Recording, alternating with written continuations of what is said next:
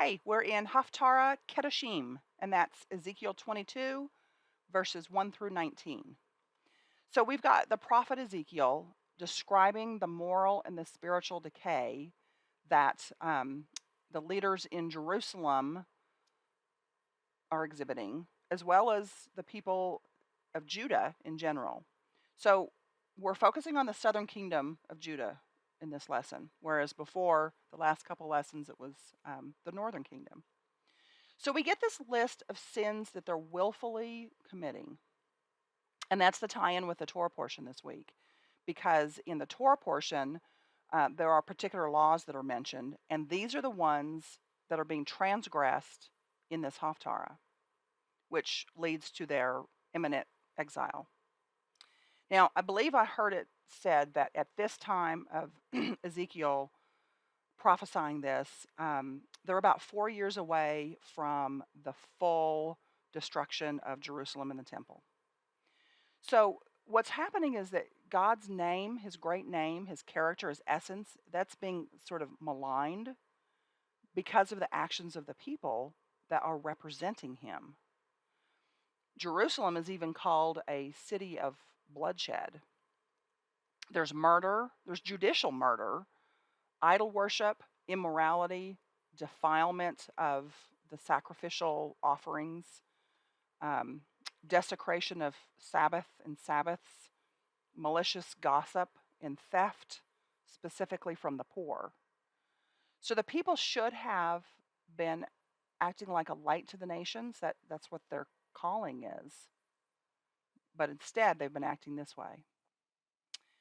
And verse 12, I think, is really, really telling because it says, and you have forgotten me, says the sovereign Lord. And for this lesson, we're actually just going to focus on that one verse. And you have forgotten me, says the sovereign Lord. Because it's forgetting him that's what has led to profaning his name. It's what has led to all of these sins. And again, to profane his name, that's ignoring the Sabbath, engaging in sexually prohibited acts, abusing power, demanding usury, refusing to worship God the way that he says to be worshiped, ignoring ritual impurity, and in general, abdicating responsibility to uphold the name of God among the nations, among the non-believers. And you have forgotten me, declares the sovereign Lord. We think that we're immune to forgetting God. But are we? Are you? Am I? I mean, it's easy to point fingers at them, like them from the Haftarah, or point fingers at them in like our current society, current political leaders, spiritual, religious leaders. And I wonder if when you were reading through this Haftarah and reading the list of sins, if there was like a person or a group of people that you were thinking about the whole time. I mean, it's common for us to do that and point fingers outward, but it's much more sobering to think about instances, I know it is for me, to think about instances where I've forgotten him. And you have forgotten me, declares the sovereign Lord. So in this lesson, we're going to talk about what it means to forget God. Now, when you think about that, if you're picturing an atheist or someone who has consciously walked away from God, maybe you're thinking about someone who doesn't think about God at all. Well, that's all part of forgetting God, but I want to kind of expand that understanding a little bit. And I don't want to do this for a guilt trip for you or to make you feel bad or to make you have one more thing that you've got to think about. But I want to expand this understanding of what it may mean to forget God, because I think that he has something to teach us. He has something that was inspired from this Haftarah. And this is something that he's been speaking to me about for a while and is still speaking to me about.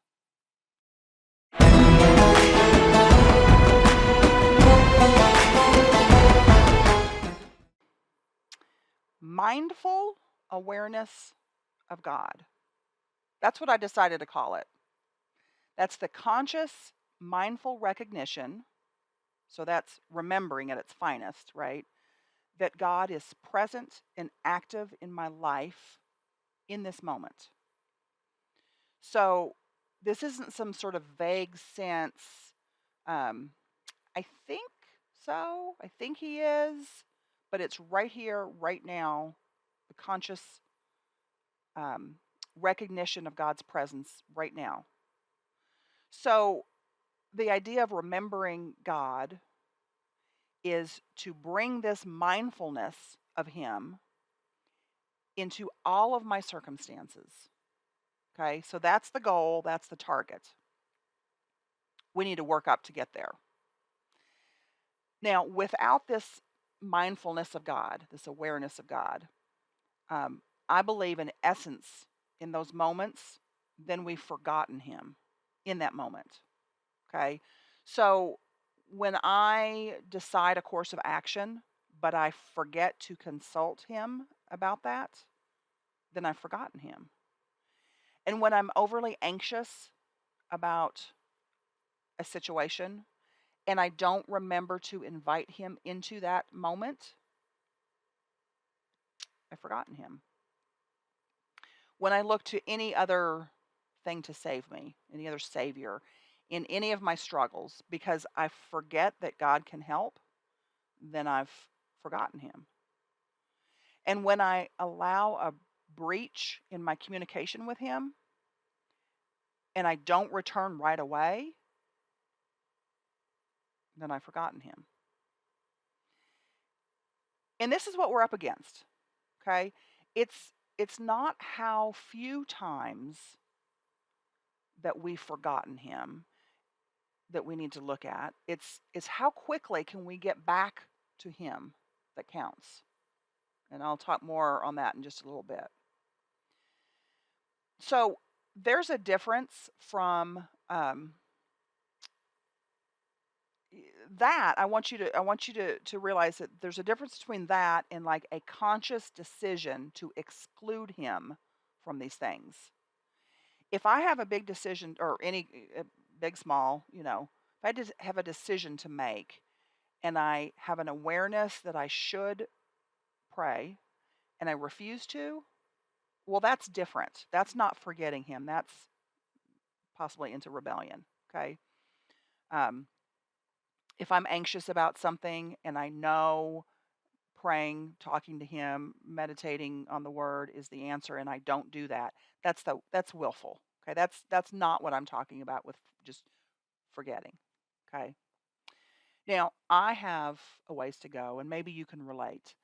Um, but the more that I practice this presence of God, this mindfulness of His presence in my life, well, then the better I am at returning to remember Him. Okay. Now, to remember God, that is the opposite of forgetting Him. And here's a distinction here. The opposite of forgetting isn't never forgetting. Okay. The opposite of forgetting is return and remember. Now, um, please, and especially because I'm making a big deal out of this, I'm pointing this out. Don't be down on yourself for those moments that you forget Him. Okay, because neuroscience research um, it tells us that forgetting, losing focus, shifting our attention, that's just part of the human experience. Okay, it's just part of the human experience that we lose focus on things at times. Okay, and that includes losing focus on God. It's just part of us being human that we lose focus, even on those very most important things.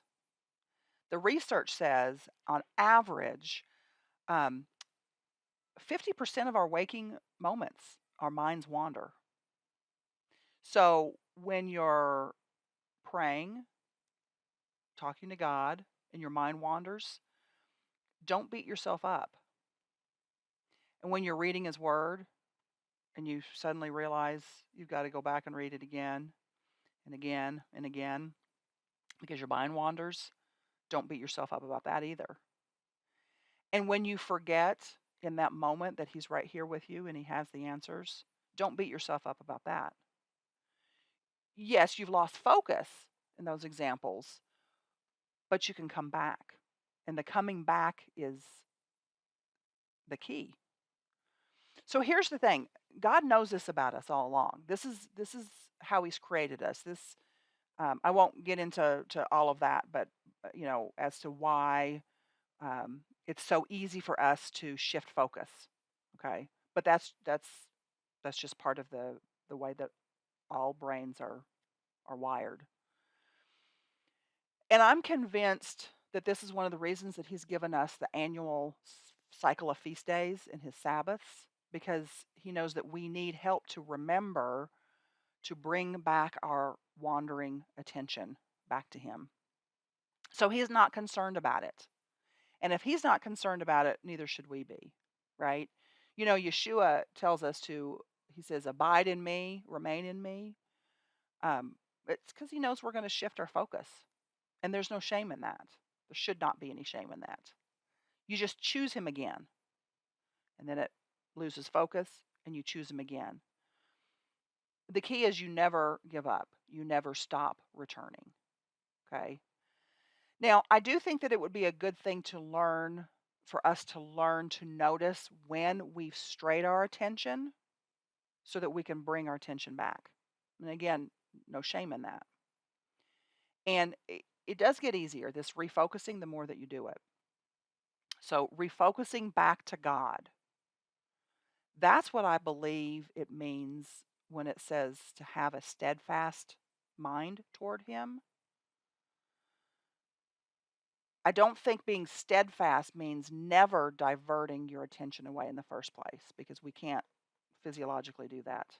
So in Isaiah 26:3, he will keep in perfect peace those whose minds are steadfast, turning back again and again because they trust in him. Now, it just so happens that this week that I'm working on this Haftarah, I'm also working my way through a book by a medical doctor, um, Kurt Thompson. And the book is called The Anatomy of the Soul. Not through with the book yet, but it's very fascinating. And chapter 4 is called Are You Paying Attention? And when I was reading it, because of this on my mind already for the Haftarah, I saw a lot of parallels um, to what I've already learned about how and why our brain pays attention. So this is kind of a subject that's been of interest to me for a long, long time. Um, this idea of paying attention. And I learned that these beautiful brains of ours are, constantly filtering out dozens and dozens of different stimuli in any given moment. And so filtering out these things help us to focus on some other things, um, while taking other stimuli out of our mind's focus, right? So let me give an example. Like in this moment, hopefully you're paying attention. Now, in order for you to pay attention to focus on my voice, you have to take out other competing stimuli out of your focus. Okay. So if you're at home and you've got, you know, kids at home, maybe that noise, that wonderful noise of them, you've got to kind of filter that out so you can focus on my voice. Internally, maybe you're having like a really, really bad day and your mind wants to ruminate on something and it makes it difficult for you to focus on my voice, right? So sometimes you can win that battle and you can focus on what you want to focus on, and other times the other stimuli wins. And when the other stimuli wins, then you can go back and rewind the video to see what you've missed. Or if you're reading something, you can just reread it, or maybe you move on and you don't realize that you've strayed your attention. But what we know when we think about it, okay, when we think about this, we know that there's many mental and physical actions that follow what we're paying attention to, okay?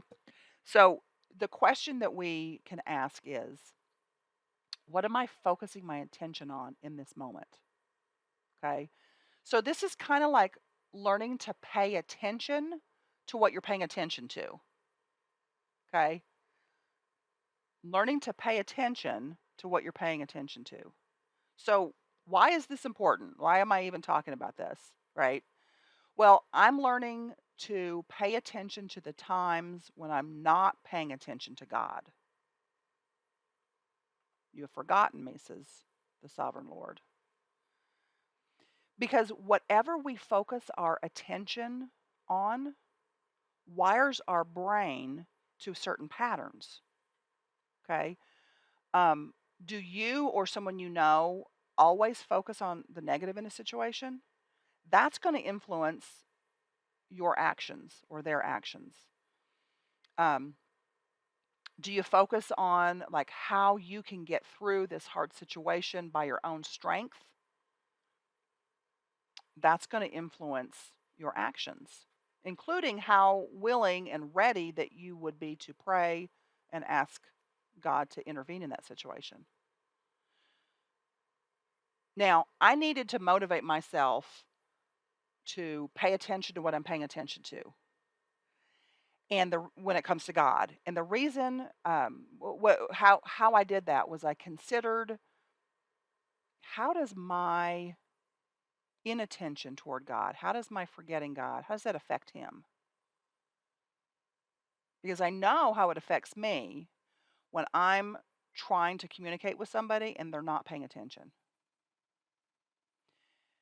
So, what if God is speaking to us far more than we realize? Like far more than what we've been paying attention to. And what if we can learn to remember God better?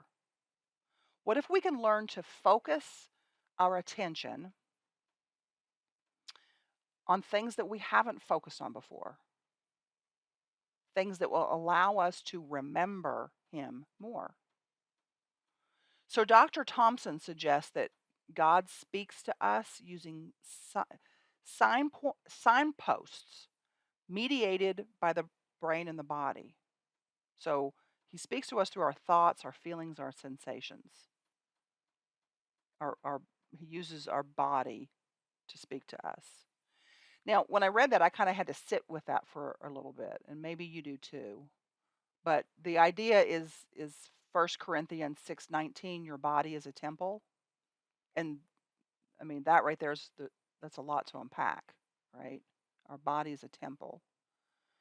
So 1 Corinthians, so Paul said this to the first century believers, and when you think about it, they were still happily worshiping God, experiencing God, hearing from God through the physical temple in Jerusalem. Okay? And I mean this was after Yeshua rose, but the temple was still an active part of the believer's life. It wasn't until AD 70 AD, that the temple was destroyed and it stopped being relevant in the believer's life. So when Paul says your body's a temple, it's under this backdrop of very active temple life that he says we're the temple of God. So could it be that to pay attention, one of the ways to pay attention to what God is saying to us, we need to pay attention to the place where His Spirit lives in us, our mind and our body? So maybe one way to better remember God is to pay attention to the place where He lives. And maybe better paying better attention there is how we would create a more welcoming space for God to continue to speak to us. That's a lot. So, whether it's your mind or your body or some other area of your life, I want you I want to encourage you at least to seek God on this. Ask Him to show you if and what might be going on. Ask Him if some of these areas or ways that He has been trying to get your attention, your focus. There's a lot more that can be said on this subject, but hopefully this will be enough to get you thinking about it, praying about it, and you're welcome to ask me additional questions about it. Hopefully, this will kind of get you started on that path of looking at what it means to forget God, what it means to remember Him. And I will see you next week.